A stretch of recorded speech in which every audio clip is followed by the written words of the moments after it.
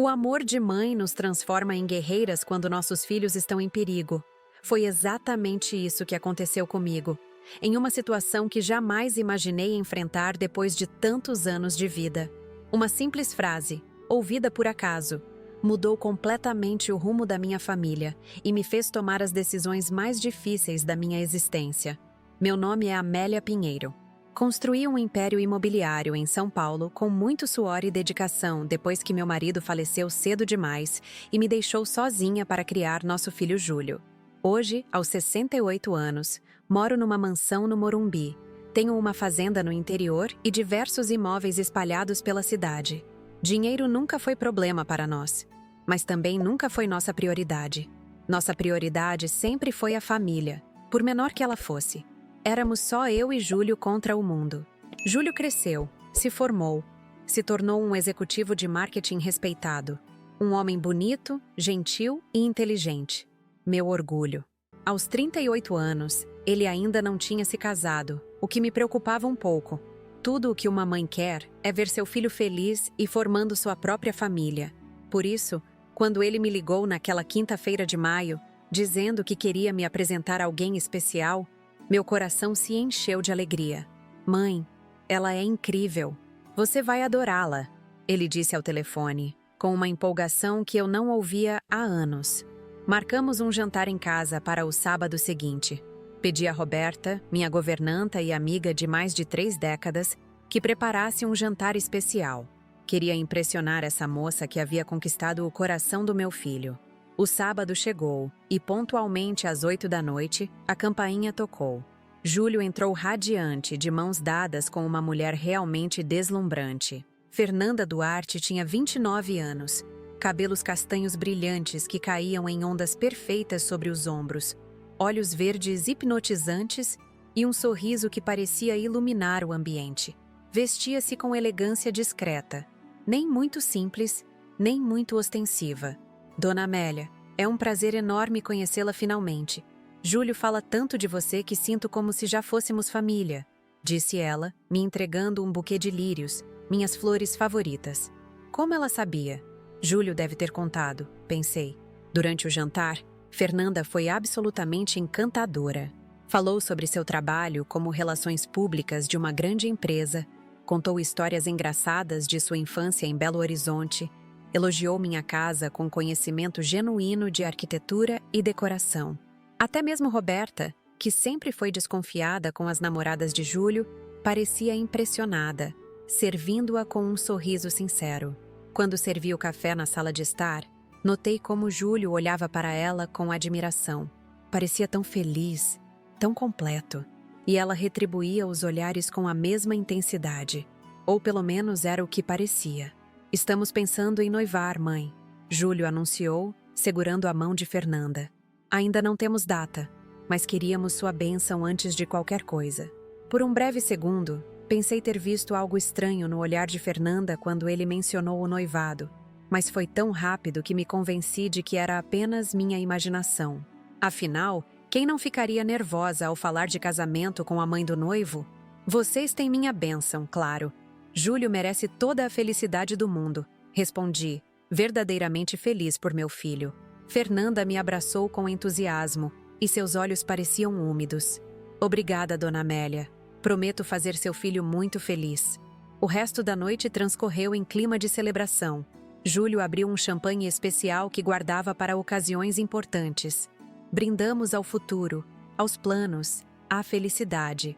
Quando eles saíram, por volta da meia-noite, fiquei na porta acenando, com o coração cheio de esperança. Finalmente, meu filho encontrara alguém. Fernanda pediu para usar o banheiro antes de partirem, e Júlio a esperou no carro. Foi quando Roberta se aproximou de mim. A senhora gostou dela? Perguntou baixinho. Sim, parece perfeita para o Júlio, respondi. Roberta franziu o senho levemente. Sim, talvez perfeita demais. Não dei muita importância ao comentário de Roberta naquele momento. Achei que era apenas o ciúme maternal que ela também sentia por Júlio, já que o vira crescer. O que eu não esperava é que Fernanda deixaria seu celular cair na poltrona do hall de entrada quando foi pegar sua bolsa. O aparelho ficou ali, esquecido. Percebi apenas depois que eles saíram. Vou ligar para o Júlio avisando que ela esqueceu o celular, disse a Roberta. Mas antes que pudesse pegar meu próprio telefone, o celular de Fernanda começou a tocar. Um nome apareceu na tela. Cláudio. Devia ser seu pai, pensei. Roberta pegou o aparelho, mas sem querer tocou na tela e atendeu a chamada, colocando no viva voz. Tentou desligar imediatamente, mas antes que conseguisse, ouvimos claramente uma voz masculina. E aí? Como foi? A velha gostou de você? Roberta e eu nos olhamos paralisadas. A voz no telefone continuou, sem saber que estávamos ouvindo. Fernanda, está aí? Quero saber como foi com a sogra rica. Roberta desligou a chamada rapidamente. Ficamos ali, em silêncio, processando o que acabáramos de ouvir. Talvez não fosse nada demais, apenas um comentário infeliz do pai dela. Decidi que devolveria o celular no dia seguinte sem mencionar o ocorrido. Não queria criar problemas para meu filho baseada em algo tão pequeno. Coloquei o celular na mesa de cabeceira e fui dormir. Na manhã seguinte, acordei cedo como de costume. O dia estava lindo e resolvi tomar meu café da manhã no jardim. Pedi a Roberta que preparasse meu café e desci para apreciar o sol da manhã entre minhas rosas. Foi então que a vi. Fernanda estava no jardim, provavelmente viera buscar o celular. Júlio devia tê-la deixado na porta e ido trabalhar, já que era segunda-feira. Ela não me viu porque estava de costas para mim, falando ao telefone. Provavelmente um segundo aparelho. Estava prestes a chamá-la quando ouvi claramente suas palavras, em um tom que jamais imaginei sair daquela boca que sorria tão docemente na noite anterior. Sim, conhecia a velha feia. Parece que caiu direitinho no meu papo. Quero logo tomar a herança desses idiotas. O filho é um tonto apaixonado. Vai ser fácil. Em 1 ano dou um jeito nele e fico com tudo. Meu sangue gelou. Minhas pernas ficaram bambas e tive que me apoiar em uma coluna para não cair. A pessoa doce e encantadora da noite anterior havia desaparecido. Em seu lugar estava uma mulher de voz fria e calculista, planejando algo terrível contra meu filho. Silenciosamente, voltei para dentro de casa. Meu coração de mãe batia acelerado. O que fazer? Contar para Júlio? Ele estava tão apaixonado que provavelmente não acreditaria. Confrontar Fernanda? Ela negaria tudo. Tinha que pensar. Tinha que agir com inteligência. Subi para meu quarto e observei pela janela quando Roberta entregou o celular a Fernanda, que sorriu docemente e saiu. 2 faces. Ela tinha 2 faces. Naquele momento, sentada em minha cama olhando para o retrato de Júlio na mesa de cabeceira, tomei uma decisão que mudaria nossas vidas para sempre. Não permitiria que aquela mulher fizesse mal ao meu filho. Não importava o que eu precisasse fazer. Peguei o telefone e disquei o número de Geraldo Machado, meu advogado e amigo de confiança há mais de 40 anos. Geraldo atendeu meu telefonema imediatamente, como sempre fazia.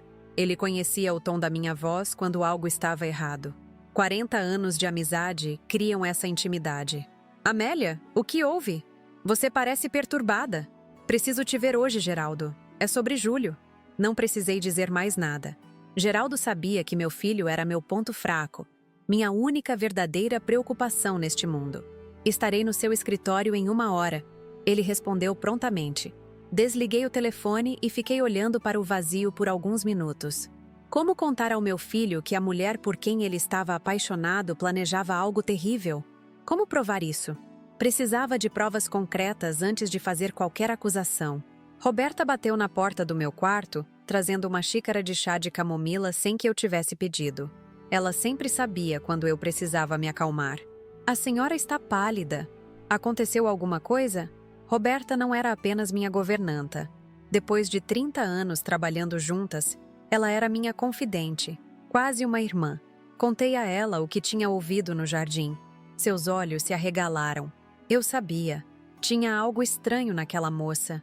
O jeito como ela olhou para os quadros, para as pratarias, parecia que estava fazendo um inventário. Precisamos ter certeza, Roberta. Não posso simplesmente acusar a namorada do meu filho sem provas. E o que a senhora pretende fazer? Vou contratar um detetive. Precisamos descobrir quem é realmente essa Fernanda Duarte. 1 hora depois, estava em meu escritório na mansão quando Geraldo chegou.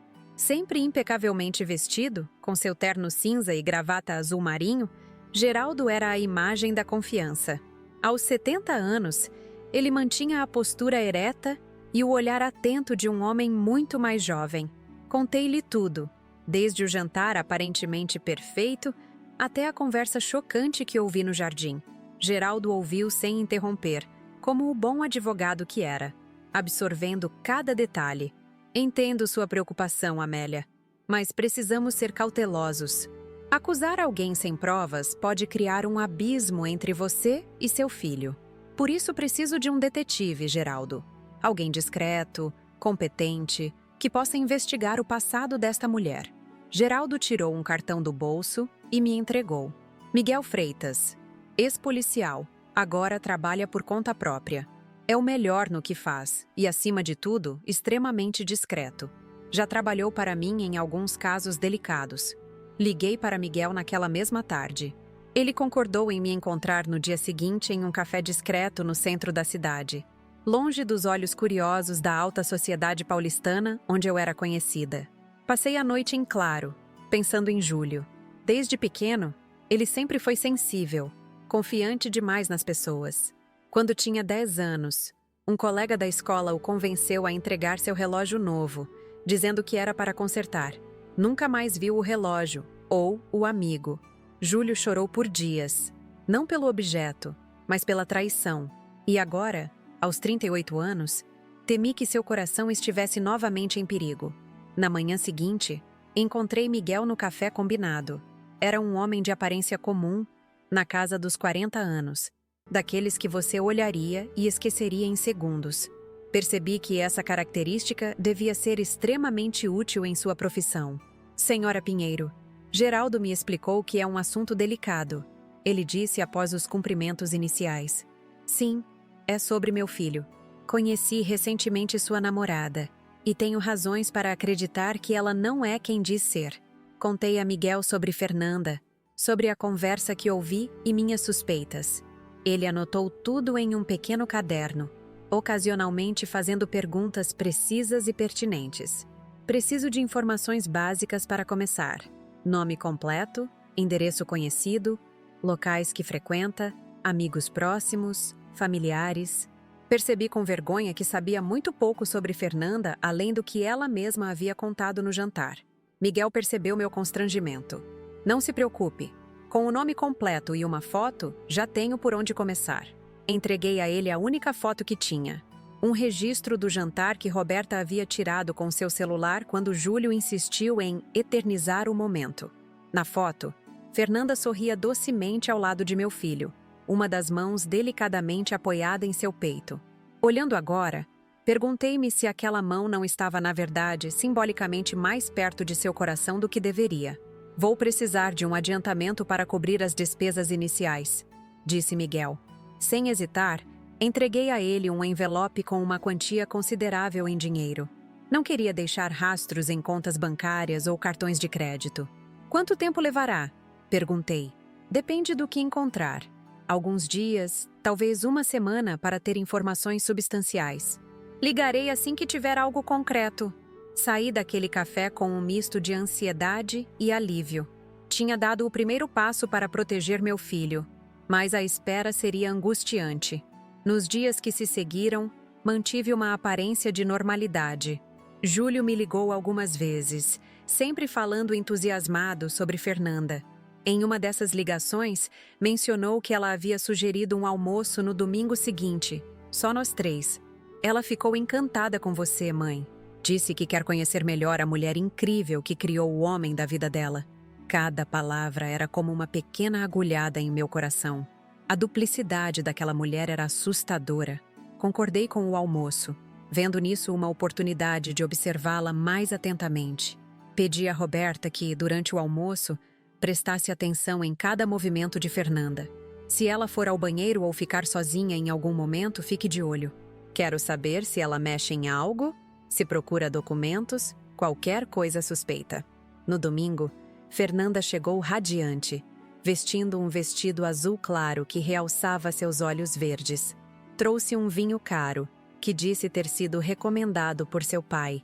um apreciador de vinhos finos. Durante o almoço, ela foi novamente encantadora, contando histórias sobre seu trabalho, perguntando sobre minha carreira como empresária, mostrando interesse genuíno, ou pelo menos, um interesse que parecia genuíno. Dona Amélia, Júlio me contou que foi a senhora quem ergueu todo o Império Pinheiro praticamente sozinha, depois que seu marido faleceu. Deve ter sido muito difícil. Sim, foram tempos desafiadores. Mas fiz o que tinha que fazer por Júlio. Uma mãe faz qualquer coisa pelo filho. Olhei diretamente nos olhos dela ao dizer isso, tentando transmitir uma mensagem subliminar. Por um breve momento, vi um lampejo de desconforto em seu olhar, rapidamente substituído por um sorriso. É admirável. Espero ter metade da sua força quando for mãe. Júlio apertou a mão dela sobre a mesa, claramente emocionado com a perspectiva de uma família. Meu coração apertou.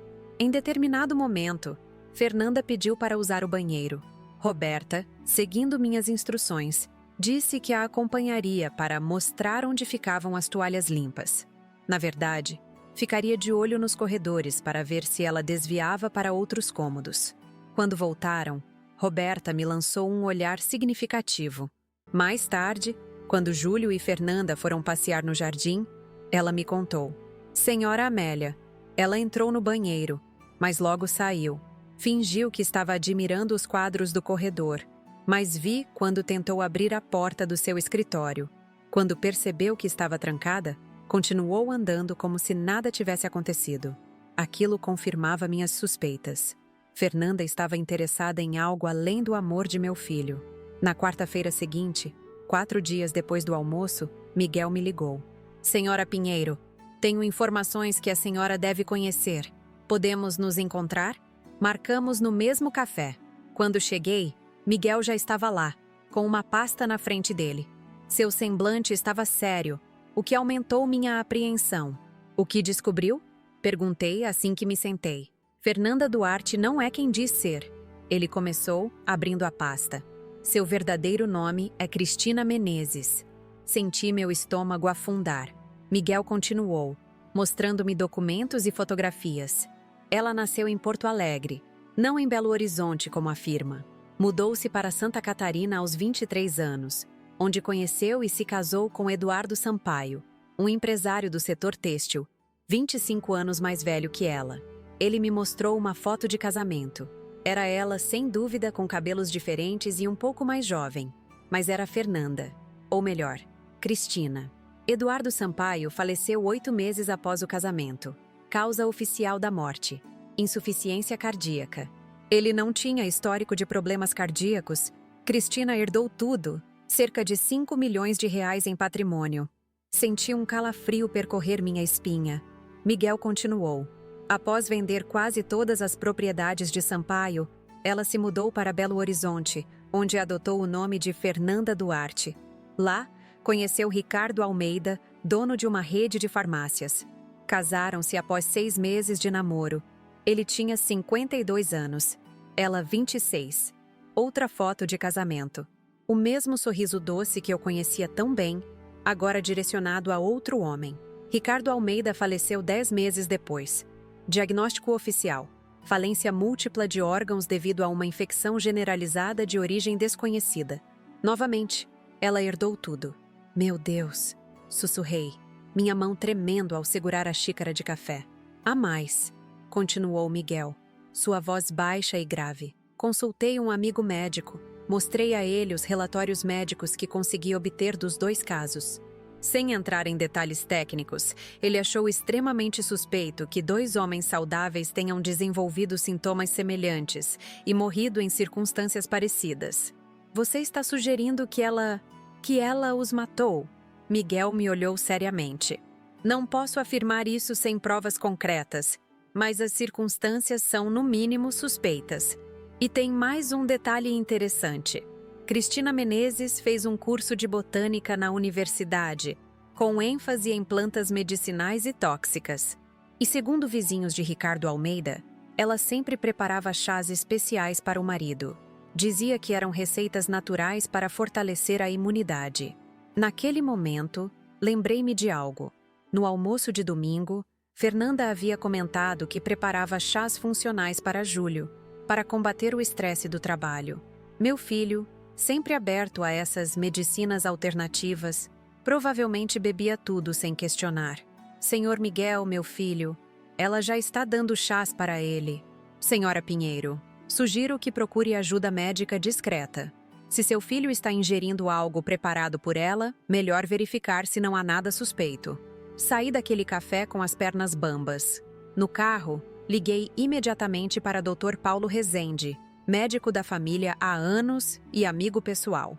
Expliquei a situação de forma resumida e pedi que ele atendesse Júlio com urgência. Invente algo, Paulo.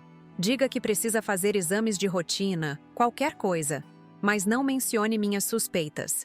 Doutor. Paulo, sempre discreto e profissional, concordou em ajudar. Ligou para Júlio naquela mesma tarde, dizendo que estava fazendo uma campanha de check-up para pacientes antigos. Enquanto esperava os resultados dos exames de Júlio, continuei a investigação. Miguel descobriu que Cláudio Duarte, o suposto pai de Fernanda, era na verdade um sócio de negócios duvidosos. Eles haviam se conhecido em Belo Horizonte após a morte de Ricardo Almeida e, aparentemente, formaram uma parceria. Pelo que apurei, eles aplicaram vários golpes pequenos, mas este parece ser o grande projeto deles. Um casamento com um herdeiro rico, seguido de... Bem, a senhora entende. Eu entendia perfeitamente. Meu filho era apenas mais um alvo na lista daquela mulher. E se o padrão se repetisse, ele não duraria 1 ano após o casamento. Dr. Paulo me ligou 3 dias depois, pedindo que eu fosse ao seu consultório. Seu tom de voz me deixou ainda mais preocupada. Amélia, os exames do Júlio mostraram algo preocupante, ele disse, assim que fechamos a porta de seu consultório. Há traços de uma substância tóxica no sangue dele. Em pequenas doses não é letal, mas com o tempo, o acúmulo pode causar falência renal e hepática. Meu mundo desabou. Aquela mulher já havia começado sua operação macabra. Que substância é essa, Paulo? É um composto encontrado em uma planta específica, não muito comum no Brasil. Curiosamente, é conhecida por produzir sintomas que podem ser confundidos com infecções generalizadas ou problemas cardíacos, dependendo da dosagem. Exatamente como morreram os ex-maridos dela. Senti uma mistura de horror e raiva que nunca experimentara antes. O que podemos fazer? Por enquanto, dei a ele um tratamento para desintoxicar o organismo, alegando que encontrei metais pesados no sangue devido à poluição da cidade. Ele acreditou. Mas se continuar ingerindo essa substância, mais cedo ou mais tarde, os órgãos começarão a falhar. Saí do consultório determinada. Tinha que agir, e rápido. Liguei para Miguel e Geraldo, marcando uma reunião urgente em meu escritório. Precisava de um plano para expor Fernanda antes que fosse tarde demais. Ao chegar em casa, encontrei Roberta visivelmente agitada. Senhora Amélia, o Júlio ligou. Ele e a Fernanda estão noivos oficialmente. Vão dar uma festa de noivado no Buffet Estrela d'Alva daqui a 2 semanas. Ele quer que a senhora ajude nos preparativos. 2 semanas.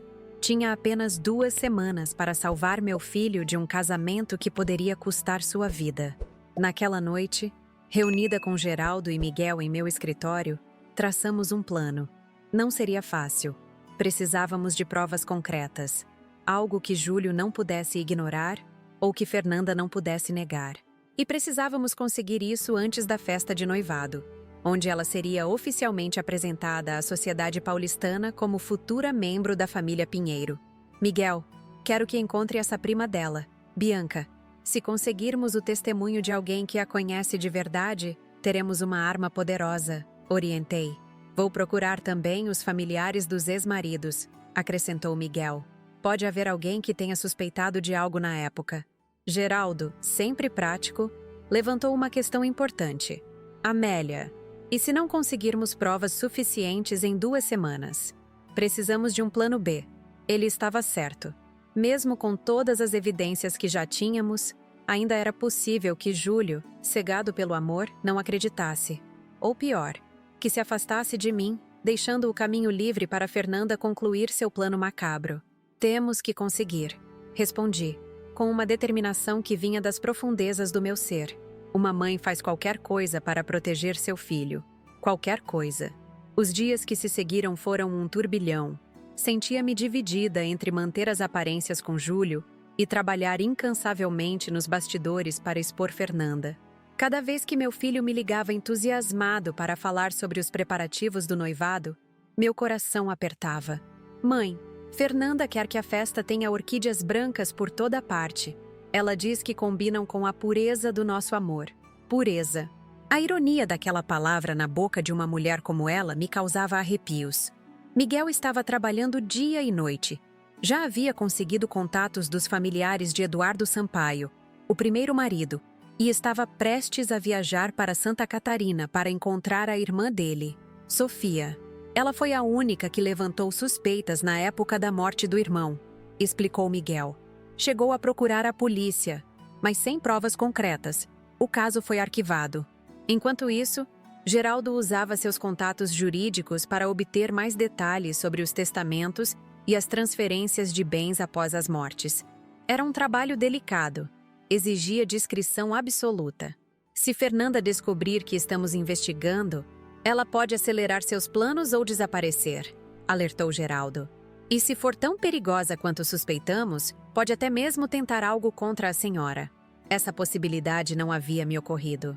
Estava tão focada em proteger Júlio que não pensei em minha própria segurança. Mas Geraldo tinha razão. Precisávamos ser extremamente cautelosos. Numa manhã de terça-feira, uma semana depois de nossa reunião inicial, recebi um telefonema de Miguel. Senhora Pinheiro, estou com Sofia Sampaio. Ela tem muito a contar. Estamos voltando para São Paulo hoje à noite. Podemos nos encontrar amanhã? Marcamos o encontro em uma sala privada no escritório de Geraldo, longe de olhares curiosos. Quando cheguei, Sofia já estava lá. Uma mulher de meia-idade com olhos tristes que pareciam ter visto demais.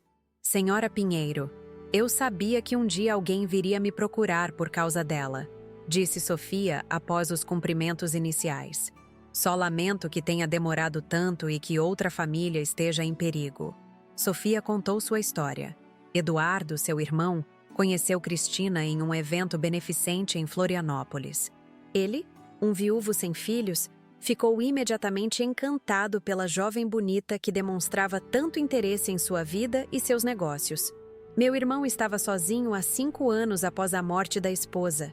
Cristina pareceu um raio de sol em sua vida. Todos estávamos felizes por ele, inclusive eu.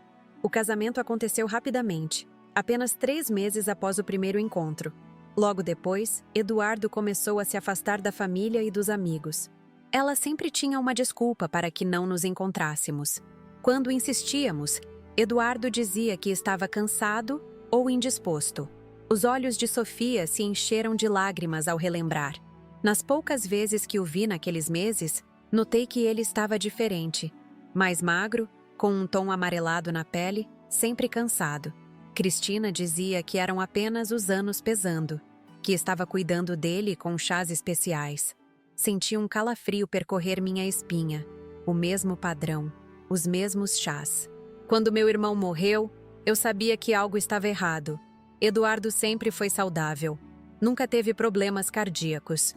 Mas o médico disse que foi uma insuficiência cardíaca repentina, comum em homens de sua idade. Sofia tirou da bolsa um envelope amarelado. 2 semanas antes de morrer, Eduardo me enviou esta carta. Acho que ele começou a suspeitar de algo, mas já era tarde demais. Abri o envelope com as mãos trêmulas. A carta era curta, escrita com uma caligrafia instável. Sofia, querida irmã, algo está errado. Não me sinto eu mesmo. Às vezes tenho lapsos de memória, confusão. Cristina diz que é apenas estresse, mas estou preocupado.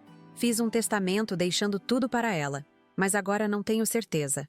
Se algo me acontecer, questione. Não confie. A carta terminava abruptamente, como se ele tivesse sido interrompido. Ele nunca a completou, disse Sofia, com a voz embargada. Quando recebi, liguei imediatamente, mas Cristina atendeu. Disse que Eduardo estava dormindo, que ligaria de volta. 3 dias depois, ele estava morto. Miguel perguntou a Sofia se ela havia mostrado a carta às autoridades. Sim, mas sem o restante da mensagem, consideraram apenas o desabafo de um homem doente. O médico que assinou o atestado de óbito era amigo de Cristina, descobri depois. Tudo foi muito conveniente. E o que aconteceu depois da morte dele? Perguntei. Ela vendeu quase tudo em tempo recorde. A casa, os carros, as ações da empresa, transformou tudo em dinheiro e desapareceu. Só soube dela novamente quando o Sr. Miguel me encontrou. Sofia nos entregou mais alguns documentos. Fotos do irmão antes e depois do casamento, mostrando sua deterioração física. Receitas médicas estranhas prescritas pelo tal médico amigo de Cristina. E o mais importante, o laudo toxicológico que ela mesma havia solicitado, pagando do próprio bolso, mas que chegou tarde demais para a investigação oficial. O laboratório encontrou traços de uma substância rara, extraída de uma planta da Amazônia. Em pequenas doses, causa sintomas semelhantes a várias doenças comuns. Em doses maiores, ataca o sistema cardíaco. Foi isso que matou meu irmão, tenho certeza. Olhei para Geraldo, que assentiu gravemente. Era a mesma substância que Dr. Paulo havia encontrado no sangue de Júlio. Naquela mesma tarde, recebemos mais uma confirmação sombria. Miguel conseguiu contatar a ex-empregada de Ricardo Almeida, o segundo marido de Cristina, tio Fernanda. A mulher, que agora morava no interior de Minas Gerais, confirmou por telefone que a patroa sempre preparava chás especiais para o senhor Ricardo e que ele foi definhando aos poucos, até que um dia não acordou mais. Cada nova descoberta era como um punhal em meu coração. Não por mim, mas por Júlio. Como contar a ele que a mulher que amava era uma assassina? Como provar isso de forma que ele acreditasse? 2 dias depois, Miguel trouxe a notícia que estávamos esperando. Encontrei Bianca Duarte. Na verdade, seu nome é Bianca Menezes, prima verdadeira de Cristina. Ela mora no Rio de Janeiro e aceitou nos encontrar, mas está com medo. Disse que Cristina é extremamente perigosa e vingativa. Tragá-la para cá imediatamente, ordenei. Pagarei todas as despesas e garantirei sua segurança. Bianca chegou a São Paulo no dia seguinte, uma jovem assustada de 27 anos que parecia carregar um peso enorme nos ombros. Nos encontramos novamente no escritório de Geraldo. Crescemos juntas em Porto Alegre, contou Bianca. Cristina sempre foi fascinada por dinheiro e status. Desde adolescente, dizia que se casaria com um homem rico, não importava a idade ou a aparência. Bianca relatou que perdeu contato com a prima por alguns anos, até reencontrá-la em Belo Horizonte, já usando o nome de Fernanda Duarte, e casada com Ricardo Almeida. Ela me reconheceu num shopping e me chamou para tomar um café. Estava diferente, mais sofisticada, cheia de joias. Contou que tinha se casado bem e que finalmente tinha a vida que merecia. Durante aquele encontro, segundo Bianca, Cristina bebeu demais e começou a fazer insinuações perturbadoras. Ela disse que o marido não duraria muito, que era frágil, riu e comentou que logo seria uma viúva rica de novo. Não entendi na hora o que ela quis dizer com "de novo", mas fiquei incomodada. Meses depois, Bianca soube pela imprensa sobre a morte de Ricardo Almeida e a herança recebida pela jovem viúva. Começou a juntar as peças e, através de pesquisas na internet, descobriu sobre o primeiro casamento e a morte suspeita de Eduardo Sampaio. Fiquei apavorada. Tentei contatá-la, mas ela havia sumido novamente. Quando o Sr. Miguel me encontrou, soube que ela estava prestes a fazer o mesmo com outra família. Você estaria disposta a testemunhar, Bianca? Perguntou Geraldo. A contar tudo isso para o filho da senhora Amélia, para a polícia? Bianca hesitou, visivelmente amedrontada. Cristina é capaz de qualquer coisa. Ela tem conexões com pessoas perigosas, como esse tal de Cláudio. Garantiremos sua proteção, assegurou Miguel. Sua ajuda pode salvar uma vida. Após alguma relutância, Bianca concordou. Tínhamos agora testemunhas, documentos, provas médicas. Faltava apenas o mais difícil: confrontar Fernanda e convencer Júlio.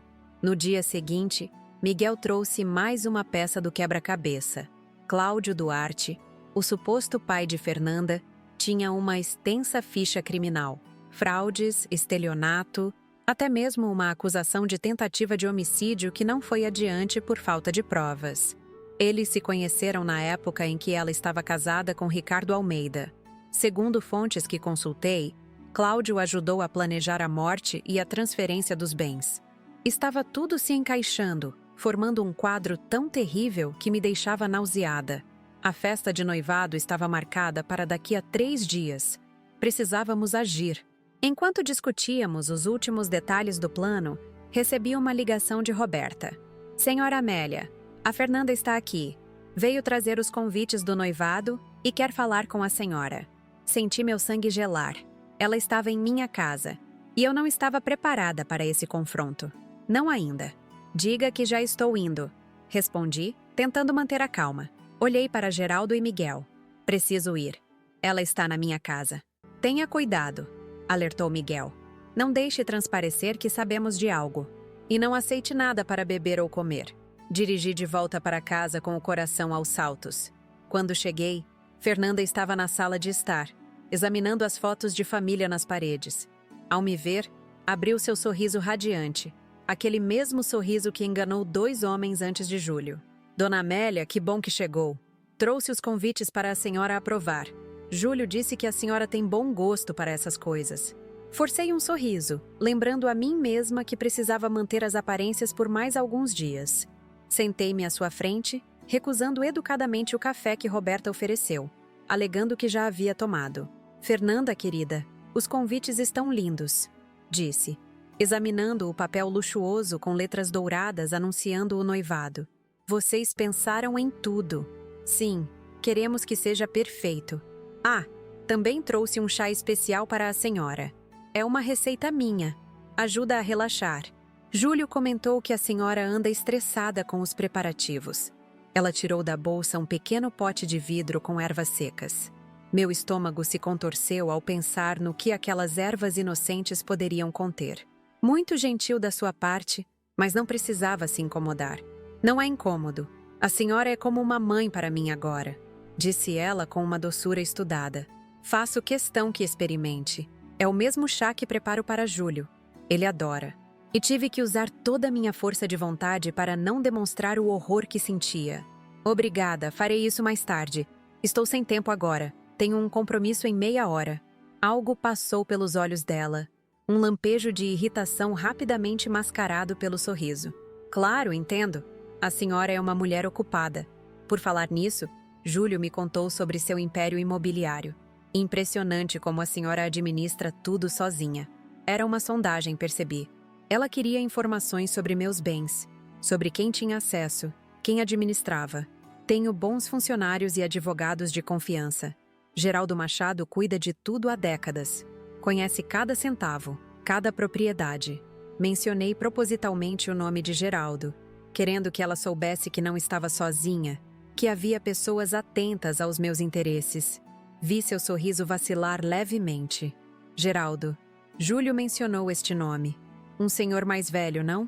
Sim, um amigo de longa data. Extremamente perspicaz e protetor com seus clientes. Nossos olhares se cruzaram por um momento, e tive a nítida sensação de que havia uma comunicação silenciosa acontecendo. Um duelo velado entre 2 mulheres que sabiam exatamente o que a outra estava fazendo. Fernanda se levantou graciosamente. Bem, não vou tomar mais seu tempo. Espero que a senhora compareça ao jantar de ensaio amanhã à noite. Será apenas para familiares próximos. Não perderia por nada, respondi, acompanhando-a até a porta. Quando ela saiu, Roberta se aproximou rapidamente. Senhora, ela perguntou onde ficava seu quarto. Disse que precisava usar o banheiro, mas tentou abrir várias portas no corredor de cima. Quando percebeu que eu estava observando, desistiu e usou o lavabo aqui embaixo. Então ela estava procurando algo. Documentos, testamento, informações sobre o patrimônio. A audácia daquela mulher era impressionante. Roberta, jogue fora este chá. Não toque nele. Use luvas. E tranque todas as portas. Especialmente meu escritório e meu quarto. Liguei imediatamente para Geraldo e Miguel, relatando o encontro. Ela está ficando impaciente, avaliou Miguel. O comportamento dela indica que quer acelerar as coisas. Concordo, disse Geraldo. O fato de trazer pessoalmente um chá especial é preocupante. Ela pode estar planejando eliminar a senhora antes mesmo de se casar com Júlio. A realidade da situação me atingiu com força total. Não era apenas meu filho que estava em perigo. Eu também era um alvo. O jantar de ensaio amanhã à noite seria uma oportunidade perfeita. Continuei. Poucas pessoas, ambiente íntimo. Ela poderia facilmente colocar algo na minha comida ou bebida. A senhora não pode ir a esse jantar, alertou Miguel. Se eu não for, Júlio vai estranhar. Pode até vir aqui me buscar. E então Fernanda entraria na minha casa novamente. Ficamos em silêncio por alguns instantes, avaliando as opções. Vou ao jantar. Decidi finalmente. Mas não comerei nem beberei nada. Direi que estou fazendo um jejum por motivos religiosos. É arriscado, ponderou Geraldo. Tudo nesta situação é arriscado. Mas não podemos levantar suspeitas agora. Estamos tão perto de expô-la. Naquela noite, não consegui dormir. Ficava imaginando Júlio bebendo os chás preparados por Fernanda, lentamente sendo envenenado pela mulher que dizia amá-lo. A raiva que sentia era tão intensa que chegava a me sufocar. Pela manhã, Dr. Paulo me ligou com notícias alarmantes. Amélia, fiz novos exames no Júlio ontem. Os níveis da substância tóxica aumentaram. Ele mencionou que tem tomado mais dos chás que a noiva prepara. Disse que estão ajudando com suas dores de cabeça. Dores de cabeça. Um dos primeiros sintomas de envenenamento por aquela planta específica. O que podemos fazer, Paulo? Conversei com um especialista em toxicologia sem mencionar nomes. Ele disse que precisamos interromper a ingestão imediatamente e iniciar um tratamento de desintoxicação. Caso contrário, em algumas semanas, os órgãos começarão a falhar. Algumas semanas. Tínhamos menos tempo do que pensávamos. Júlio está no meu consultório agora, aplicando uma infusão de quelantes que ajudam a eliminar toxinas. Disse a ele que é um tratamento preventivo devido aos altos níveis de metais pesados que encontrei no sangue dele. Ele acreditou, mas isso é apenas paliativo. Agradeci ao Dr. Paulo pela ajuda e liguei para Miguel e Geraldo, informando sobre a piora no quadro de Júlio. Precisamos mudar o plano, decidiu Geraldo. Não podemos esperar até a festa de noivado. Temos que confrontá-la no jantar de ensaio hoje à noite. Como faremos isso sem que Júlio entre em choque? Questionei. Vou preparar uma equipe, disse Miguel. Pessoas de confiança, discretas. Estarão no restaurante como clientes normais, prontas para intervir. Também contatei um delegado amigo meu, que estará a postos. O plano foi ajustado às pressas. Bianca estaria no restaurante, assim como Sofia. Dr. Paulo levaria os resultados dos exames de Júlio. Tudo seria apresentado de uma vez. Um conjunto de provas irrefutáveis que nem mesmo meu filho apaixonado poderia ignorar. Enquanto me preparava para o jantar, olhando meu reflexo no espelho, percebi como aquela situação havia me envelhecido em apenas 2 semanas. As olheiras profundas, as linhas de expressão mais acentuadas, o olhar carregado de preocupação. Mas também havia uma determinação feroz em meus olhos. A determinação de uma mãe que faria qualquer coisa para proteger seu filho. Qualquer coisa. Cheguei ao restaurante L'Essence às 8 da noite em ponto. Era um lugar elegante no Jardim Europa, com iluminação baixa e mesas bem espaçadas. Perfeito para nosso plano, já que garantia privacidade e discrição. Geraldo insistiu em me acompanhar, alegando ser meu acompanhante para a noite. Na realidade, ele seria meu suporte caso as coisas saíssem do controle. Quando entramos, vi que Júlio e Fernanda já estavam à nossa espera. Meu filho levantou-se para me abraçar e notei imediatamente as mudanças em sua aparência. Estava mais magro, com olheiras profundas e um tom amarelado na pele que tentava esconder sob um bronzeado artificial. Meu coração apertou. Ele estava definhando diante dos meus olhos, assim como os outros homens que cruzaram o caminho daquela mulher. Mãe, que bom que veio! E trouxe o Geraldo, ótimo! Exclamou Júlio, cumprimentando meu advogado com entusiasmo. Notei um ligeiro desconforto no rosto de Fernanda quando viu Geraldo. Ela claramente não esperava sua presença. Espero que não se importem, comentei com um sorriso estudado. Geraldo é praticamente da família. E eu não queria vir sozinha para um jantar tão especial. Claro que não nos importamos, respondeu Fernanda, recuperando rapidamente seu sorriso encantador. Porém, seus olhos permaneciam frios e calculistas. Quanto mais pessoas para celebrar nosso amor, melhor. Sentamo-nos e ela imediatamente começou a falar sobre os preparativos do noivado, os convites, as flores, o buffet. Todo o tempo, mantinha uma das mãos sobre a de Júlio, como se estivesse marcando território. Com a outra mão, remexia constantemente em sua bolsa. Pedi ao sommelier para trazer um vinho especial, anunciou Fernanda quando o garçom se aproximou. Um Chateau Margaux 2015 perfeito para celebrar. Percebi a manobra. Um vinho caro e exclusivo seria servido diretamente na nossa mesa, sem passar pelo ritual normal de apresentação e aprovação. A oportunidade perfeita para adicionar algo às taças. Que gentileza, Fernanda, respondi. Mas infelizmente não poderei beber hoje. Estou fazendo um jejum especial em preparação para o noivado de vocês. Uma promessa pessoal. Vi um lampejo de irritação passar por seu rosto, rapidamente mascarado. Uma pena, disse ela. E o senhor, Dr. Geraldo? Também está de jejum? Infelizmente sim, respondeu Geraldo com um sorriso cordial. Solidariedade a Dona Amélia. Somos amigos há tantos anos que acabamos adotando os mesmos hábitos. Fernanda forçou um sorriso, mas percebi que estava inquieta. Seu plano inicial, seja lá qual fosse, precisava ser ajustado. Observei quando ela se levantou para ir ao banheiro, levando a bolsa consigo. Fiz um sinal discreto para Miguel, que estava sentado no bar fingindo ser um cliente. Ele imediatamente acionou uma das mulheres de sua equipe, que seguiu Fernanda até o banheiro. Enquanto isso, aproveitei para falar rapidamente com Júlio. Filho, você está bem? Parece abatido. Só um pouco cansado, mãe. Trabalho demais, estresse com os preparativos do noivado. Mas os chás que Fernanda prepara têm ajudado. Cerrei os punhos sob a mesa, controlando a raiva que sentia. Antes que pudesse dizer algo, meu celular vibrou. Era uma mensagem de Miguel, flagrada mexendo no vinho. Temos fotos, estamos prontos. Respirei fundo. Era a hora. Olhei para Geraldo, que assentiu discretamente. Enquanto isso, Sofia Sampaio e Bianca Menezes já deveriam estar posicionadas no restaurante, esperando apenas meu sinal. Fernanda voltou do banheiro com seu sorriso radiante, mas notei que suas mãos tremiam levemente. O vinho já está a caminho, anunciou ela sentando-se.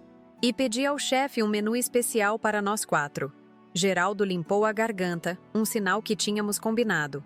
Fernanda, antes do vinho chegar, gostaria de fazer um brinde especial, com água mesmo, já que Amélia e eu estamos de jejum. Fernanda pareceu confusa, mas concordou. O garçom trouxe taças de água cristalina para todos.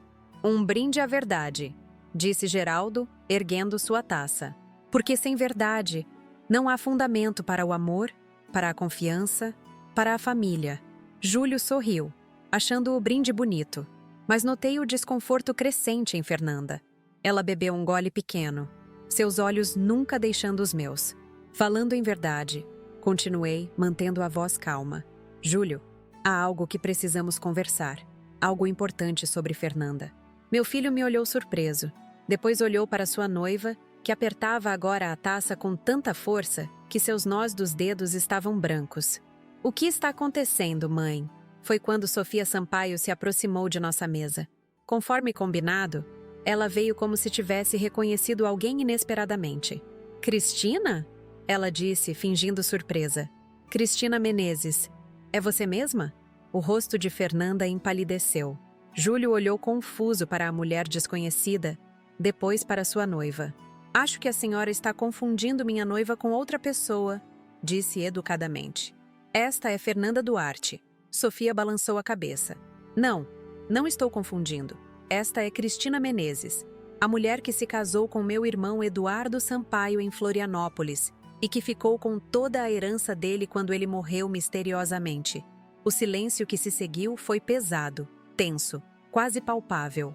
Júlio olhava de Sofia para Fernanda, esperando que sua noiva negasse, explicasse, dissesse qualquer coisa. Mas ela permaneceu em silêncio, os lábios comprimidos em uma linha fina. Do que esta mulher está falando, Fernanda? Perguntou Júlio finalmente. Antes que ela pudesse responder, Bianca aproximou-se também. Prima, disse ela, olhando diretamente para Fernanda. Quanto tempo? Pensei que você ainda estivesse em Belo Horizonte, depois daquele seu segundo marido que também morreu em circunstâncias suspeitas. A cor fugiu completamente do rosto de Fernanda. Ela se levantou bruscamente, derrubando a taça de água. Isso é um absurdo, um complô. Júlio, não acredite nessas loucas. Júlio estava pálido, confuso, olhando de Fernanda para mim, para as duas mulheres desconhecidas que faziam acusações tão graves. Mãe, o que está acontecendo aqui? Era um momento que eu temia e esperava ao mesmo tempo. Respirei fundo, segurando as mãos dele sobre a mesa. Filho, há 2 semanas, ouvi Fernanda no jardim de nossa casa. Ela estava ao telefone, dizendo que conheceu a velha feia, eu, e que queria logo tomar a herança desses idiotas. Depois disso, começamos a investigar. Fernanda soltou uma risada nervosa. Isso é ridículo! Júlio, sua mãe está inventando isso porque não quer que você se case. Quer você só para ela. Júlio parecia atordoado. Geraldo interveio, sua voz calma e profissional.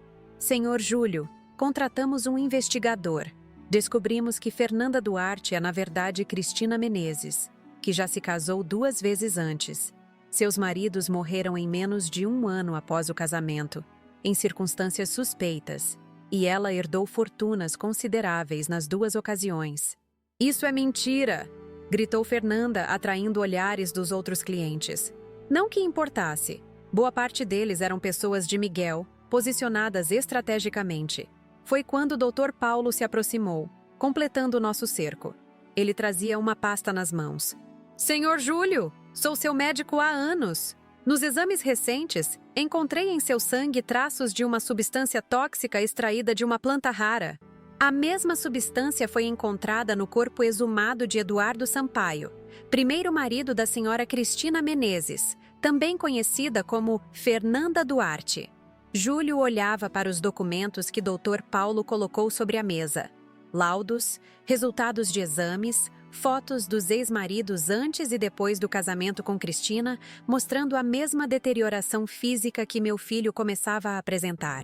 Os chás, murmurou Júlio, a compreensão finalmente surgindo em seus olhos. Os chás especiais que você sempre insistia que eu tomasse? Fernanda percebeu que estava encurralada. Seu rosto transformou-se, a máscara de doçura dando lugar a uma expressão de ódio puro. Vocês não têm provas de nada, sibilou ela. Miguel aproximou-se, segurando seu telefone. Temos sim. Flagramos você colocando algo no vinho que seria servido esta noite. E também temos isso.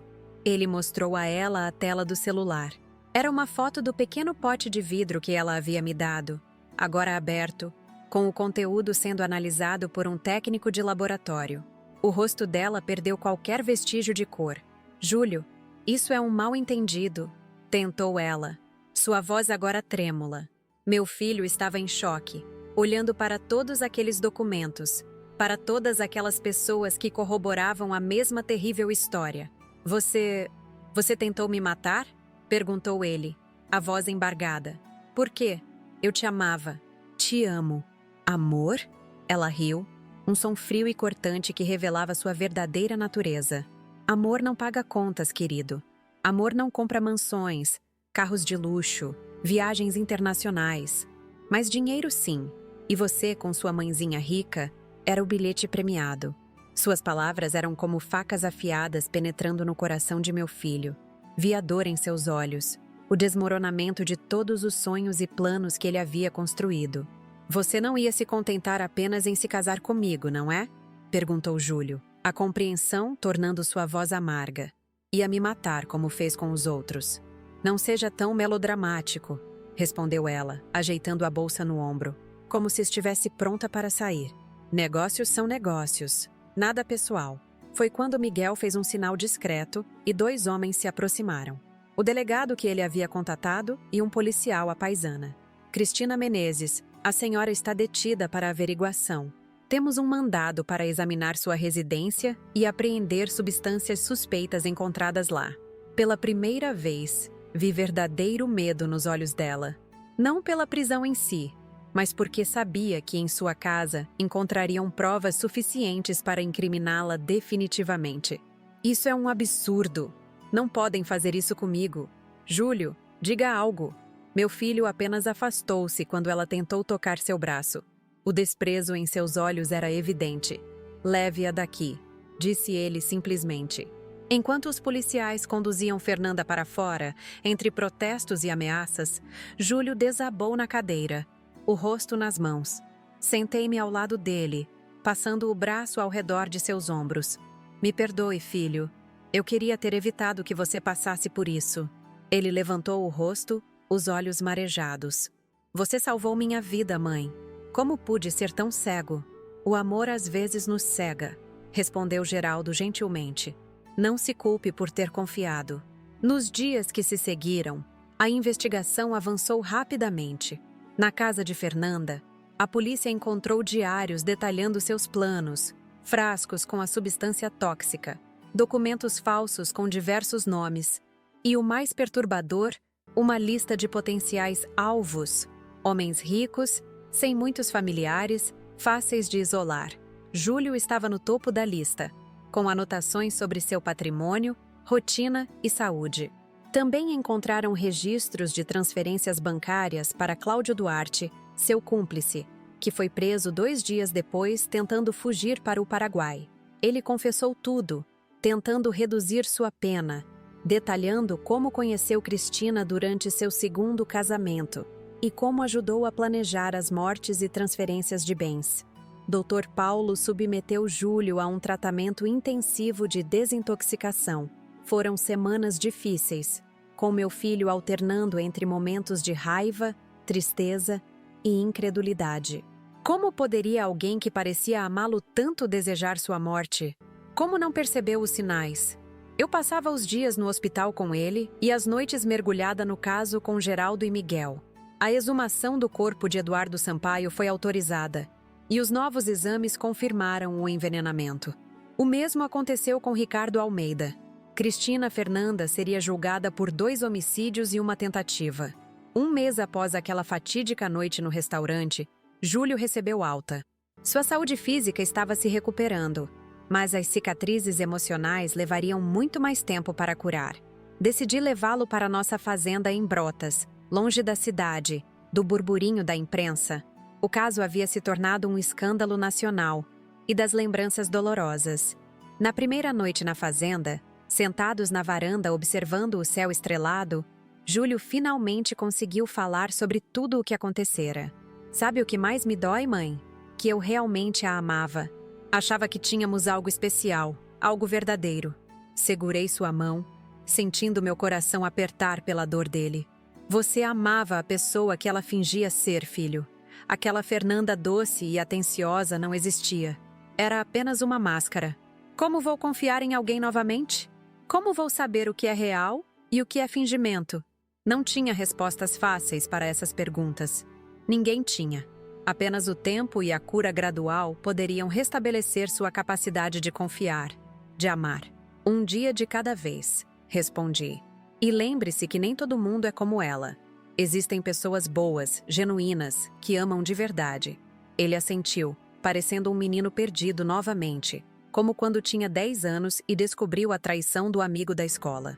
Na manhã seguinte, enquanto tomávamos café na varanda ensolarada, Júlio olhou para mim com uma expressão diferente nos olhos.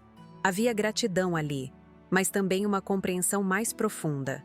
Como você soube, mãe? Como percebeu que algo estava errado com ela? Sorri levemente, lembrando daquele momento no jardim que mudou tudo. Instinto materno, talvez. Ou apenas sorte de estar no lugar certo na hora certa para ouvir aquela conversa. Não foi só isso, disse ele, balançando a cabeça. Você poderia ter ignorado, poderia ter pensado que entendeu errado, ou que era só um momento ruim dela. Mas você agiu, investigou, descobriu a verdade. Você lutou por mim quando eu nem sabia que estava em perigo. Senti as lágrimas se formando nos meus olhos. Lutei tanto pela vida dele, primeiro para trazê-lo ao mundo, depois para criá-lo sozinha após a morte de seu pai, e agora para salvá-lo das garras de uma assassina. É o que mães fazem, filho. Protegem seus filhos, Não importa a idade, não importa o custo. Ele se levantou e me abraçou forte, como não fazia desde que era adolescente. Te amo, mãe. Obrigado por salvar minha vida. Ficamos assim por um longo momento, apenas sentindo o conforto daquele abraço, a certeza de que, apesar de tudo que havia acontecido, estávamos juntos, estávamos vivos. E no fim, era isso que importava. 3 semanas depois, voltamos para São Paulo. O julgamento de Cristina Menezes seria em breve, e Júlio teria que testemunhar. Ele estava nervoso, mas determinado a enfrentá-la, a olhar nos olhos da mulher que tentou destruí-lo e mostrar que havia sobrevivido, que estava mais forte. Na véspera do julgamento, recebemos uma visita inesperada. Sofia Sampaio e Bianca Menezes vieram juntas para agradecer e oferecer apoio moral para o dia seguinte. Finalmente meu irmão terá justiça, disse Sofia, com lágrimas nos olhos. Graças à senhora, dona Amélia. Graças à sua coragem e determinação. Fizemos isso juntos, respondi. Todos nós. Bianca, que ainda parecia carregar o peso da culpa por ser parente de uma assassina, abraçou Júlio emocionada. Sinto muito por tudo que minha prima fez. Espero que você consiga reconstruir sua vida e encontrar a felicidade que merece. Júlio sorriu para ela, um sorriso pequeno, mas genuíno. O primeiro em semanas. Um dia de cada vez, respondeu ele, repetindo o conselho que dei na fazenda. Naquela noite, enquanto preparava tudo para o dia seguinte, refleti sobre a jornada que havíamos percorrido nas últimas semanas. Uma simples frase ouvida por acaso no jardim havia desencadeado uma investigação que salvou a vida do meu filho e traria justiça para 2 famílias que perderam seus entes queridos. Tudo poderia ter sido diferente se eu não estivesse naquele jardim naquele momento exato, se não tivesse ouvido aquelas palavras cruéis. A vida às vezes dependia desses pequenos acasos, dessas coincidências que alteravam completamente o curso dos acontecimentos. Mas além do acaso, havia a força de uma mãe determinada a proteger seu filho a qualquer custo. E essa, eu sabia, não era uma coincidência. Era uma força ancestral, poderosa, que atravessava gerações e que me fez fazer o que tinha que ser feito, sem hesitação, sem medo. No dia seguinte, enfrentaríamos Cristina Menezes no tribunal. Seria difícil, doloroso, mas necessário para encerrar aquele capítulo e começar a cura verdadeira. E estaríamos juntos, como sempre estivemos, desde que Júlio veio ao mundo. Um dia de cada vez. Era assim que seguiríamos em frente. O dia do julgamento amanheceu nublado e frio, como se o próprio clima refletisse a gravidade do momento que enfrentaríamos. Acordei antes do despertador tocar, após uma noite de sono inquieto. Tomei um banho demorado, tentando organizar meus pensamentos e fortalecer meu espírito para o que viria pela frente. Escolhi um conjunto azul marinho, sóbrio e elegante. Queria transmitir serenidade e confiança, especialmente para Júlio, que enfrentaria o momento mais difícil desse processo todo. Olhar nos olhos da mulher que tentou matá-lo. Quando desci para o café da manhã, encontrei meu filho já sentado à mesa, mexendo distraidamente em uma xícara de café intocada. Seus olhos refletiam uma mistura de determinação e vulnerabilidade que apertou meu coração. Dormiu bem? Perguntei, sabendo que a resposta provavelmente seria negativa. Quase nada, confirmou ele com um sorriso cansado. Fiquei revivendo tudo em minha mente. Como pude ser tão tolo, mãe? Os sinais estavam lá. Sentei-me ao seu lado, servindo-me de um pouco de chá. Ironicamente, eu que sempre apreciei café pela manhã, agora tinha dificuldade em tomar qualquer infusão sem lembrar dos chás envenenados de Fernanda. O amor nos torna vulneráveis, filho. Não é tolice confiar em alguém que diz te amar. A tolice seria dela, por subestimar o amor de uma mãe. Ele assentiu, finalmente tomando um gole de seu café. Estou nervoso por hoje, mas também ansioso para encerrar esse capítulo. Quero olhar nos olhos dela e mostrar que sobrevivi, que ela não conseguiu o que queria. Admirei a força que meu filho demonstrava. Depois de tudo que passara, ele poderia ter desmoronado, poderia ter se fechado em amargura e desconfiança. Mas ali estava ele, buscando não vingança, mas justiça e encerramento. Geraldo chegou pontualmente às 9 horas para nos acompanhar ao tribunal. Como testemunhas importantes do caso, precisávamos estar lá cedo para uma reunião preparatória com o promotor. Estão prontos? Perguntou Geraldo, seu semblante sério, mas reconfortante. Será um dia difícil, mas vocês não estarão sozinhos. No carro, a caminho do tribunal, Geraldo nos atualizou sobre os últimos desenvolvimentos. Cláudio Duarte fez um acordo de delação premiada. Vai testemunhar contra Cristina em troca de redução de pena. Isso fortalece ainda mais o caso. E o que ele revelou? Perguntei. Tudo, respondeu Geraldo com um suspiro pesado. Como eles se conheceram em Belo Horizonte, como planejaram a morte de Ricardo Almeida, como falsificaram documentos para ela assumir novas identidades. E o mais perturbador, eles têm feito isso por anos, com diferentes vítimas em diferentes estados. Júlio fechou os olhos, visivelmente abalado. Coloquei minha mão sobre a sua. Você escapou, filho. Graças a Deus você escapou. Quando chegamos ao tribunal, fomos surpreendidos pela quantidade de repórteres e câmeras na entrada. O caso havia ganhado notoriedade nacional. Uma bela mulher que envenenava maridos ricos para ficar com suas fortunas era o tipo de história que a imprensa adorava. Não falem com ninguém, orientou Geraldo, abrindo caminho entre os jornalistas que gritavam perguntas. Vamos direto para a sala do promotor, o doutor.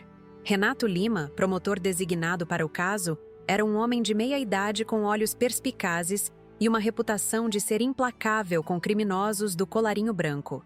Ele nos recebeu em sua sala, onde já estavam Sofia Sampaio, Bianca Menezes, Dr. Paulo e Miguel. Bom dia a todos, disse o promotor após as apresentações. Quero primeiro agradecer por estarem aqui. Sei que reviver esses eventos é doloroso, mas é essencial para garantir que a justiça seja feita. Ele passou a explicar como seria o processo, a ordem das testemunhas, o que esperar da defesa. A senhora Cristina contratou um advogado renomado, Dr. Marcos Álvares. Ele vai tentar desacreditar as testemunhas e criar dúvidas sobre as evidências.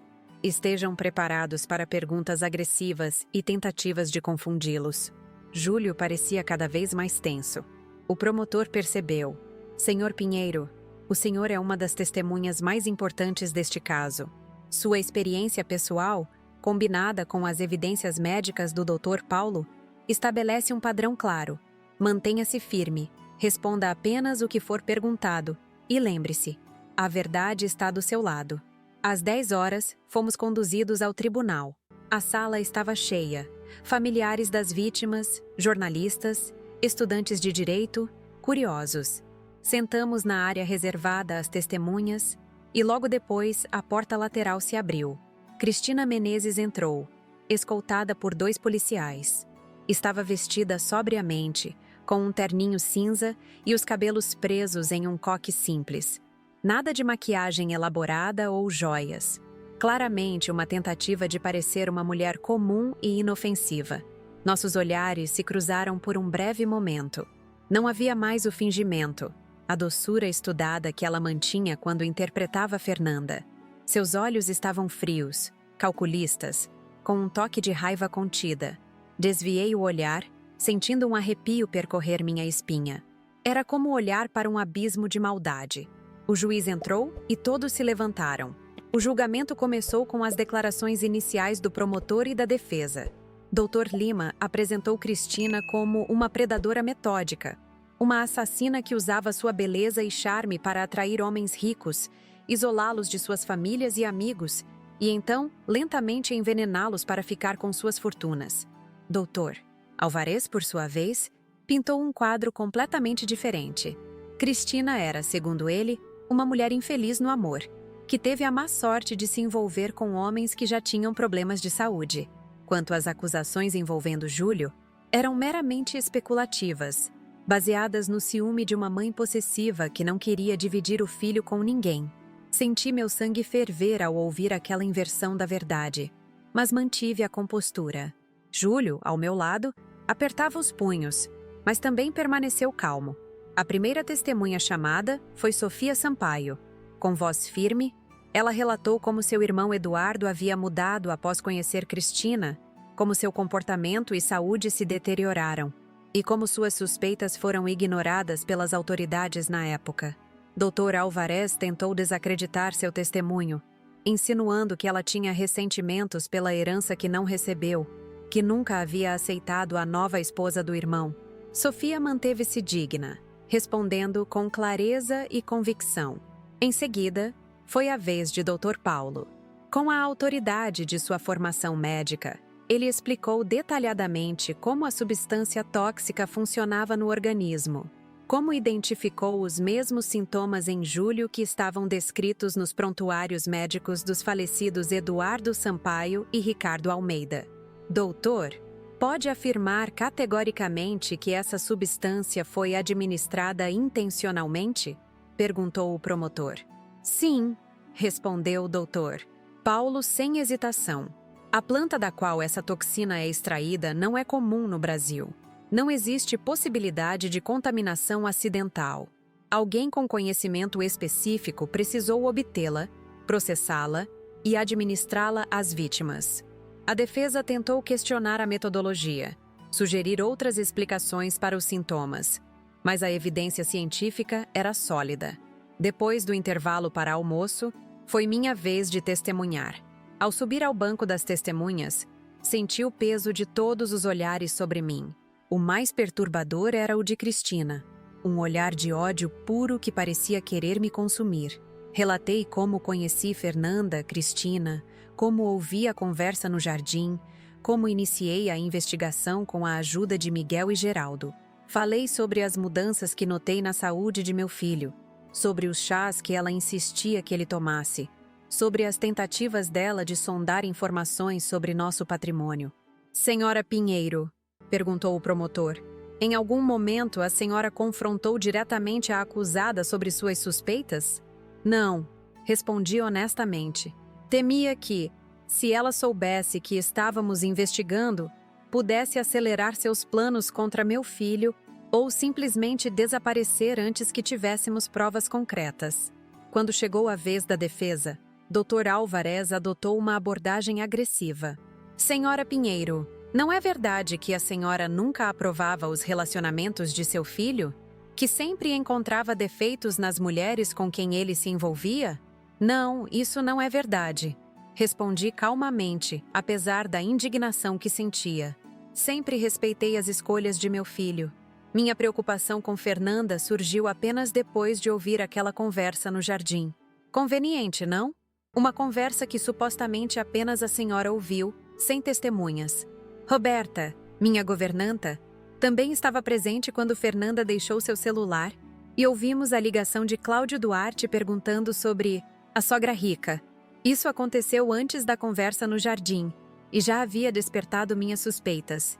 Ele continuou tentando me desestabilizar, insinuando que eu havia inventado tudo por ciúmes, por medo de perder o controle sobre meu filho e sua fortuna. Mantive-me firme, respondendo cada acusação com a verdade simples dos fatos.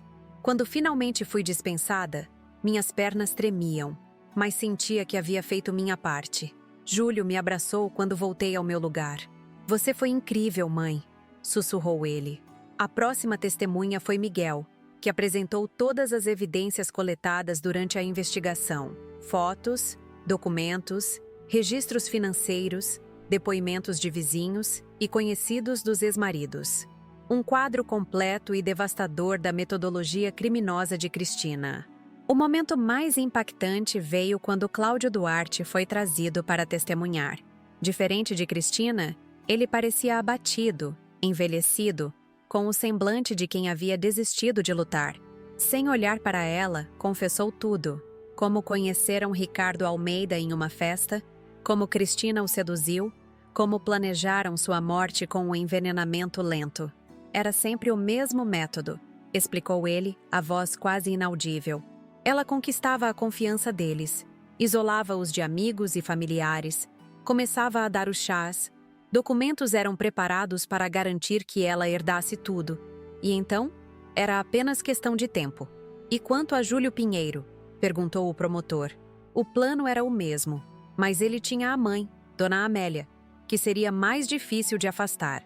Cristina planejava se livrar dela logo após o casamento, talvez em um acidente, e então seguir com o plano para o filho. Um murmúrio de horror percorreu a sala. Olhei para Cristina, esperando ver algum sinal de remorso, mas seu rosto permanecia impassível, como se estivesse ouvindo sobre o clima, não sobre planos para assassinatos. O último a testemunhar foi Júlio. Meu coração apertou ao vê-lo subir ao banco das testemunhas, tão jovem ainda, enfrentando algo tão terrível. Ele respirou fundo e então começou a falar, com voz clara e firme. Relatou como conheceu Fernanda em um evento de caridade, como foi atraído por sua aparente gentileza e inteligência, como o relacionamento progrediu rapidamente até o noivado. Falou sobre os chás que ela preparava com tanto carinho, sobre como começou a se sentir mais fraco, com dores de cabeça constantes, náuseas. Quando minha mãe e Dr. Paulo me mostraram os resultados dos exames, não queria acreditar, disse ele, a voz finalmente embargando. Como alguém que diz te amar pode ao mesmo tempo estar te envenenando lentamente? Tentei negar, buscar outras explicações, mas as evidências eram irrefutáveis. Dr. Álvarez adotou uma abordagem diferente com Júlio, quase paternal, como se estivesse preocupado com seu bem-estar. Senhor Pinheiro, o senhor já tinha problemas de saúde antes de conhecer minha cliente? Estresse, ansiedade, qualquer condição pré-existente? Não, respondeu Júlio. Sempre fui saudável. Os sintomas começaram apenas depois que comecei a tomar os chás que Fernanda, ou melhor, Cristina, preparava. E o senhor tem certeza absoluta de que foi ela quem colocou essa substância tóxica nos chás? O senhor a viu fazendo isso? Júlio olhou diretamente para Cristina antes de responder. Não, não a vi colocando o veneno. Mas vi os resultados dos meus exames. Vi as evidências de como ela fez o mesmo com 2 homens antes de mim. Vi a transformação em seu rosto naquele restaurante, quando foi confrontada, de doce e amorosa para fria e calculista em questão de segundos. Para mim, isso é prova suficiente. Após o último testemunho, os advogados apresentaram suas alegações finais. O tribunal ouviu em silêncio, o peso das evidências pairando sobre todos como uma nuvem densa. Finalmente, chegou o momento que Cristina falaria. Ela subiu ao banco das testemunhas com uma elegância estudada, ajustando o terninho cinza com mãos perfeitamente firmes. Seus olhos percorreram a sala, pousando por um momento em cada uma das pessoas que haviam testemunhado contra ela. Senhora Menezes, começou o juiz, a senhora tem o direito de permanecer em silêncio, mas se optar por falar, tudo o que disser poderá ser usado contra a senhora. Entende isso? Perfeitamente, meritíssimo, respondeu ela, a voz melodiosa e confiante. Para surpresa de todos, ela não negou as acusações. Pelo contrário, admitiu tudo, com um desapego frio que enviou calafrios pela sala. Sim, envenenei Eduardo Sampaio. Sim, envenenei Ricardo Almeida. E sim, estava começando o mesmo processo com Júlio Pinheiro, declarou, como se estivesse comentando sobre o cardápio do jantar. Não é pessoal, é apenas negócios. O tribunal entrou em polvorosa. O juiz bateu o martelo várias vezes, pedindo ordem. Por que está confessando agora? Perguntou o promotor, claramente surpreso. Cristina deu um sorriso frio. Porque não importa mais. As evidências são esmagadoras. E meu próprio sócio me traiu. Ela olhou com desprezo para Cláudio. Além disso, gosto de assumir o crédito por meu trabalho. Fui muito boa no que fiz. 2 sucessos, um fracasso. Não é um mau histórico. A senhora demonstra algum remorso por suas ações? Perguntou o juiz, visivelmente perturbado por sua frieza. Ela pareceu considerar a pergunta por um momento, inclinando a cabeça levemente para o lado. Remorso? Não. Esses homens tinham o que eu queria. Dinheiro, status, conforto. Eu tinha o que eles queriam. Juventude, beleza, a ilusão de amor. Uma troca justa, na minha opinião. Apenas acelerei o final para passar para o próximo capítulo. Olhando diretamente para mim, ela acrescentou: meu único arrependimento é ter subestimado a velha.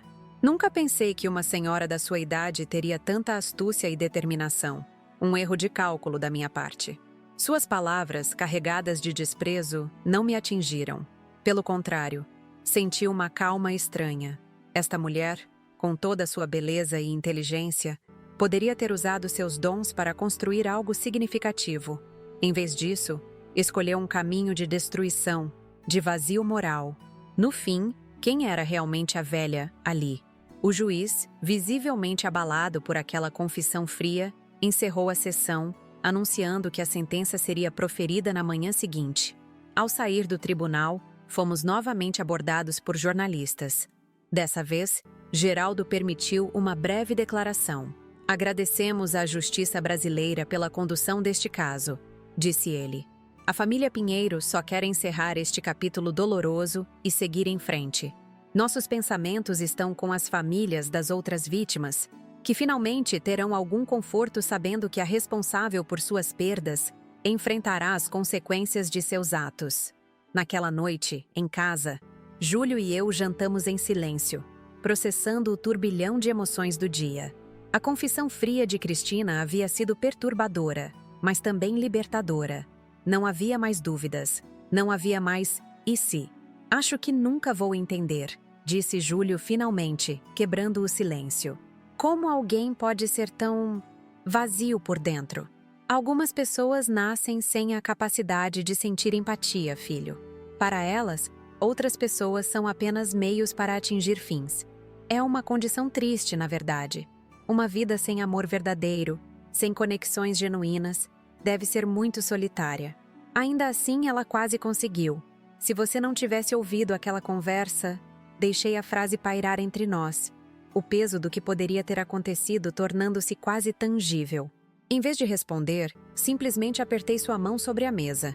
Na manhã seguinte, voltamos ao tribunal para ouvir a sentença. Cristina foi condenada a 40 anos de prisão por 2 homicídios qualificados e uma tentativa de homicídio, além de fraudes, falsificação de documentos e outros crimes associados. Cláudio recebeu uma pena reduzida de 20 anos devido à delação premiada. Quando os policiais a levaram, Cristina manteve a postura ereta, o queixo erguido, como se estivesse desfilando em uma passarela em vez de indo para a prisão. Nos ignorou completamente, sem um último olhar ou palavra. Na saída do tribunal, um jornalista me perguntou como me sentia com o veredicto. "Aliviada", respondi sinceramente. Não por vingança, mas por justiça, por saber que outras famílias não passarão pelo que passamos, pelo que as famílias de Eduardo e Ricardo passaram.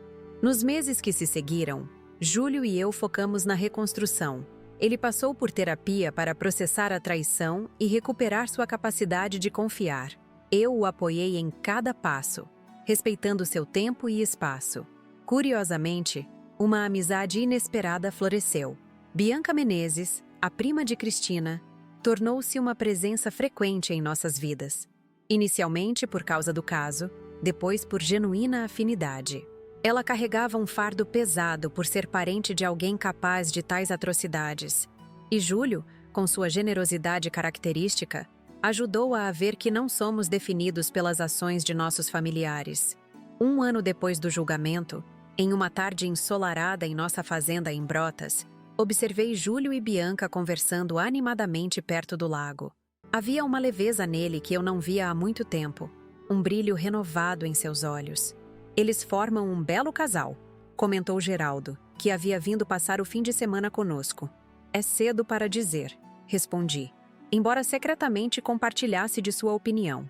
"Júlio ainda está se curando, e Bianca também tem suas feridas. Às vezes são justamente as feridas compartilhadas que aproximam as pessoas", observou ele. "Eles entendem a dor um do outro de um jeito que mais ninguém pode." Talvez ele estivesse certo. A vida tinha formas surpreendentes de trazer beleza após a tempestade, de transformar tragédias em novos começos. Olhando para meu filho, para a paz em seu semblante, senti uma gratidão profunda por estarmos ali, juntos e vivos. Por ter ouvido aquela conversa no jardim naquela manhã fatídica. Por ter seguido meu instinto, mesmo quando parecia loucura acusar a adorável noiva de meu filho. Uma mãe faz qualquer coisa para proteger seu filho. E eu faria tudo de novo, sem hesitar, para garantir que ele pudesse sorrir assim, livre e feliz, sob o sol de uma tarde comum em nossa fazenda. Toda esta jornada que compartilhei com vocês começou com uma simples frase que ouvi por acaso. Conheci a velha feia. Quero logo tomar a herança desses idiotas. Palavras que mudaram completamente o rumo da minha vida e salvaram meu filho de um destino terrível. Como mãe, nunca imaginei que aos meus 68 anos precisaria lutar contra uma assassina serial que havia escolhido meu Júlio como próxima vítima.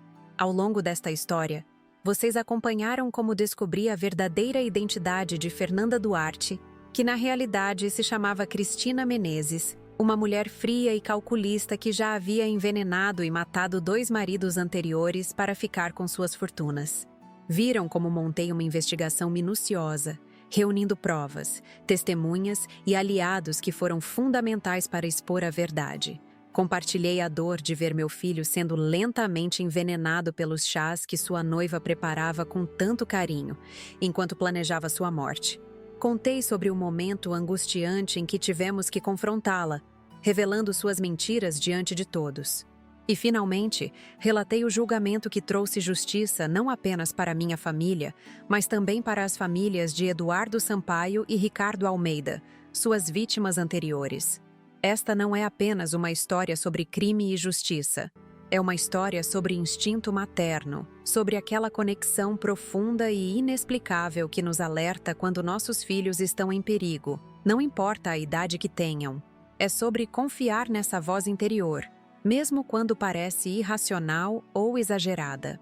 Muitos me perguntam como tive coragem de investigar Fernanda, como não desisti quando as evidências pareciam tênues. A resposta é simples. O amor de mãe não conhece limites. Quando se trata de proteger um filho, encontramos forças que nem sabíamos que tínhamos. Ultrapassamos barreiras que pareciam intransponíveis. O que aprendi com toda essa experiência dolorosa é que devemos sempre confiar em nossos instintos. Aquele desconforto, aquela sensação de que algo não está certo, muitas vezes é nosso subconsciente captando sinais que conscientemente ignoramos. Se eu tivesse descartado o que ouvi como um mal-entendido, ou se tivesse tido medo de parecer uma sogra intrometida e ciumenta, meu filho não estaria vivo hoje. Aprendi também sobre a importância de ter pessoas confiáveis ao nosso lado. Geraldo, meu advogado e amigo de décadas. Miguel, o detetive perspicaz e discreto. Doutor. Paulo, médico dedicado que identificou o envenenamento. Roberta, minha governanta leal que observou cada movimento suspeito de Fernanda. Sem eles, eu não teria conseguido. Nos momentos mais difíceis da vida, precisamos de aliados, de pessoas que acreditam em nós mesmos quando o que dizemos parece absurdo. Hoje, 3 anos após aquele julgamento fatídico, posso dizer que a vida seguiu seu curso de maneiras surpreendentes e belas. Júlio se recuperou completamente, tanto física quanto emocionalmente. A amizade que desenvolveu com Bianca, ironicamente a prima de Cristina, floresceu em um relacionamento genuíno e amoroso. No mês passado, eles ficaram noivos e, desta vez, sei que meu filho encontrou alguém que o ama de verdade. Cristina cumpre sua pena em uma penitenciária de segurança máxima, sem demonstrar qualquer arrependimento pelos crimes que cometeu. Às vezes me pergunto o que leva uma pessoa a se tornar tão vazia por dentro, tão desconectada de qualquer empatia ou compaixão humana. Talvez seja uma pergunta sem resposta. O que sei com certeza é que nossa história, por mais dolorosa que tenha sido, pode servir de alerta para outras famílias. Predadores como Cristina estão por aí, usando sua beleza, inteligência e charme para manipular e destruir. Estão procurando pessoas vulneráveis, solitárias, com recursos financeiros e poucos laços familiares fortes. Se meu relato puder salvar apenas uma pessoa, todo o sofrimento terá valido a pena. E é por isso que decidi compartilhar esta história com vocês, aqui no canal Vovó Lembrou, porque nossas experiências de vida, especialmente as mais difíceis, carregam lições valiosas que podem ajudar outros. Porque aos 71 anos, entendo que o verdadeiro legado que deixamos não está nas propriedades ou no dinheiro, mas nas histórias que contamos, nas vidas que tocamos, no bem que fazemos enquanto estamos aqui. Queria muito saber o que vocês acharam desta história. Vocês já passaram por alguma situação em que seu instinto os alertou sobre um perigo que os outros não viam? Já tiveram que lutar sozinhos por uma verdade que parecia absurda aos olhos dos outros? Compartilhem nos comentários, pois é através desse diálogo que crescemos e aprendemos uns com os outros. Se esta história tocou seu coração, peço que se inscrevam no canal Vovó Lembrou. Temos muitas outras histórias para compartilhar. Experiências de vida que podem inspirar, alertar, confortar ou simplesmente fazer companhia em um dia solitário. Deixem seu like neste vídeo para que outras pessoas também possam encontrá-lo e beneficiar-se desta narrativa. Os comentários são extremamente importantes para nós. Eles não apenas me mostram que minhas palavras encontraram eco em vocês, mas também ajudam o canal a crescer e alcançar mais pessoas. Cada comentário, cada interação, é um pequeno presente que recebo com imensa gratidão. Produzir estes vídeos exige muito tempo, dedicação e recursos. As pesquisas para reconstruir fielmente estas histórias, a edição cuidadosa, a preparação de cada episódio, tudo isso tem um custo significativo. Se você aprecia nosso trabalho e tem condições, considere contribuir através do Valeu Demais, uma forma de doação que nos ajuda a cobrir os custos de produção e possibilita a criação de mais conteúdo com a frequência e qualidade que vocês merecem. Sua contribuição, mesmo que pequena, faz uma diferença enorme. Ela nos permite continuar trazendo histórias diárias, ampliando nossa equipe e melhorando constantemente a qualidade dos vídeos. Cada doação é um voto de confiança em nosso trabalho, um reconhecimento de que estas histórias têm valor e merecem ser contadas. Agradeço de coração por terem acompanhado minha história até aqui, por terem dedicado seu tempo e atenção a esta narrativa dolorosa, mas também repleta de esperança e superação. Espero que, de alguma forma, minhas palavras tenham tocado suas vidas, alertado seus corações ou simplesmente proporcionado um momento de reflexão. Na próxima semana, voltaremos com mais uma história real aqui no Vovó Lembrou. Histórias que o tempo não apagou, experiências que moldaram vidas e carregam lições valiosas para todos nós. Porque enquanto houver alguém para ouvir, haverá sempre uma vovó para lembrar.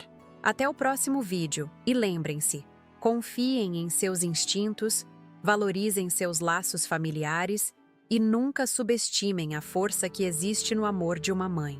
Uma força capaz de mover montanhas, desvendar mentiras e, como vocês viram nesta história, até mesmo desmascarar uma assassina e salvar um filho amado.